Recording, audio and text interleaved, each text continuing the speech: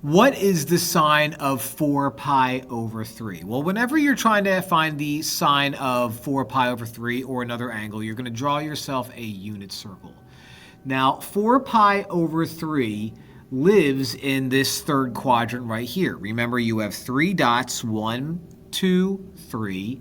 And 4 pi over 3 is going to be that angle that goes to what was supposed to be the third dot if I knew how to draw a line correctly. Now, whenever you're trying to find the values of a unit circle, what you want to do is build your unit circle by starting with the dot closest to the x-axis.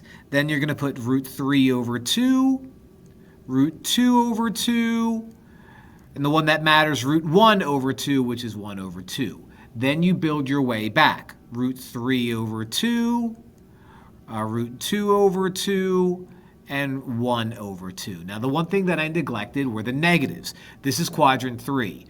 Quadrant 3 are negative x and negative y values. So you have a negative, negative, negatives all the way around. Now, this is the one that I care about, this guy right here, because we are looking at the angle, specifically 4 pi over 3. We want sine, which is the y value. So sine of 4 pi over 3 is going to be negative root 3 over 2, which is going to be b.